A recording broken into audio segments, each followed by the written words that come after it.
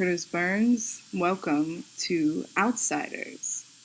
Outsiders is a podcast that's going to be focused on queer culture and conversation. This is episode 1, the intro episode. So, who am I and why did I want to do this podcast? I recently started my own business, which is called Initiative Space, and it's been going well. I create events for queer women, women of color, many of whom are interested in tech and entrepreneurship. And I wanted to find a new medium to try to reach other queer women who may be interested in talking about queer culture and just having conversations about it. So on this episode, I wanted to talk a little bit about my story. I'm born and raised in New York City. I'm 30 years old, and I'm queer. I use queer because I found that it's something that incorporates more of a diversity of women who identify with the LGBTQIA plus community. And so, in terms of my story, I always knew I was different, but I never realized that being gay could be a thing. Like, I didn't think, it could exist. And even though I grew up in New York City my whole life, it wasn't really until I got to college that I had the opportunity to really say, wait a minute. Oh, wait, I'm actually gay.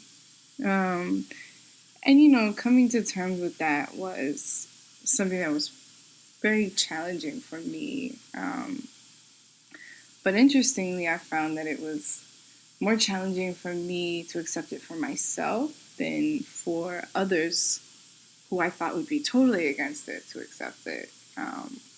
So the journey, I kind of think about it as sort of in line with how my style evolved. When I was a little kid, I was always a big tomboy. I wore swimming trunks to the pool when I was in elementary school, before I hit puberty.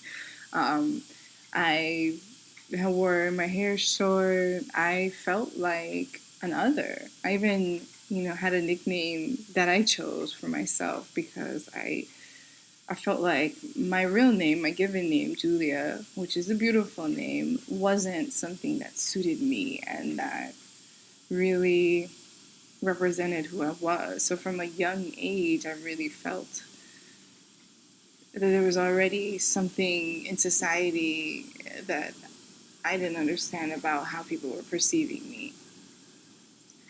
So when I got to college, I started to, learn much more about myself. That's when we typically start to evolve. And I cut all my hair out of the perm off, and I grew a huge afro, Angela Davis style.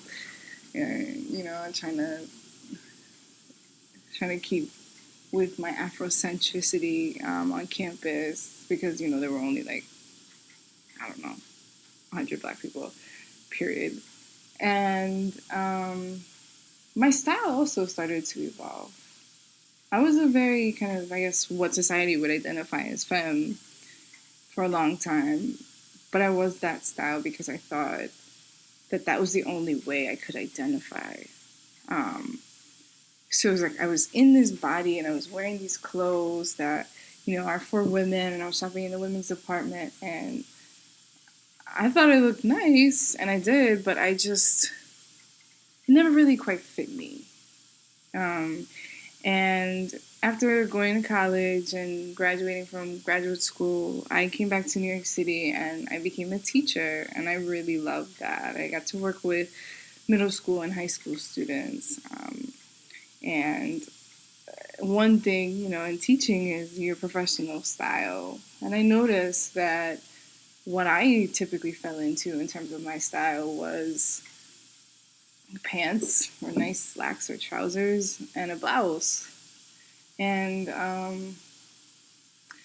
during that time, it was really stressful for me, and I gained a lot of weight, and I finally started to realize I needed a change. So I actually met someone who introduced me to kickboxing classes, and I started doing that in 2012. And I haven't been slacking this year, but I've been doing that for a really long time, and it's helped me to improve my muscle mass, my strength, but also it just helped me to improve my style by evolving into the person I wanted to be, because I was getting more in touch with my body and things that I wanted and how I wanted to dress my body. So now, if you see me and you saw me like 6 years ago, you might think I'm a totally different person. I have found a barber, which I love. I've become much more masculine presenting in my style. But it's interesting because when I look back on my childhood photos, it's very similar. And it's interesting also because it's like, as young kids, as children, we have our own unique personalities, and we have our own sense of style, how we want to dress ourselves, how we want to be understood and perceived by the world. And I had that. And I'm just really thankful that my parents were receptive to and open to the way that I wanted to dress back then, because I think it really helped me to become comfortable later on in life with kind of reawakening that style inside of me.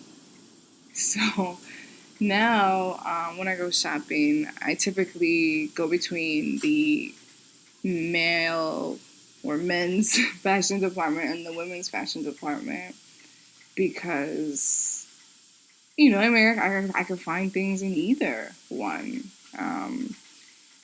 And, I used to be intimidated to go in the men's section, although I would pass by it, kind of like do the quick little eyes and see like if I liked it or not. But I would never buy anything because I didn't know what people would think of me. But as I've gotten older and more comfortable with myself, I love it. I love it. I mean, there are certain tips that I would keep in mind, because of women's hips. Sometimes men's shirts are not as cut for us towards the bottom hip area. So if you're getting a button down, for example, you might want to get a little bit of a larger size, because it will button down to a certain point, and then when it gets to your hips, it won't button, and that's not cute. So those are just things I've learned along the way to be mindful about, and I just really enjoy where I am right now. I really do. And I recently started my own business, Initiative Space, and now I'm living an entrepreneur life. I started by hosting networking events, actually, in friends' houses who were welcoming to me and my ventures, in trying to create workshops where women could come together after work over wine and just talk about different things that affect us, like negotiating your salary or finding the right words to communicate with your boss about things that are happening to you, that you want to have a raise, that you need more vacation time, whatever it is that you need. So I did those themed meetings at people's houses for over a year. And as the momentum grew with those meetings, I assessed my budget, and I decided that it was now the time for me to venture out and take a humongous risk and start my own business. And it's been quite a journey, but it's been one of the most rewarding things I've ever done in my life. And I encourage you, if you have the ability to do something that is risk-taking but is also a passion, go for it. The worst that can happen is you set a timeline for yourself, and by that timeline, you make a decision as to whether this is something effective, this is something that you can see scale, this is something that you see as something that's going to be financially stable for you or not. And, pivot and make a new choice or keep going with the way that your business is evolving. There are a couple of events that are coming up in January. I can't believe it's January. That I just wanted to mention. My friends at Dateable, which is a matchmaking service for the LGBTQIA plus community, are having a hot chocolate and whiskey mixer. And during this mixer, they're going to have a panel which will be contributing to the topic of reasonable expectations while dating. So it should be a really fun opportunity to network, to meet other people in the queer community, and just come out. It's going to take place at the center on December 12th. If you want any more information about that event, please visit www.dateable, that's spelled D as in dog, 8, able, ABLE, LLC.com. If there are any announcements that you would like to make or you'd like me to make about queer women's events or events for the queer community, just let me know and I'd love to feature you.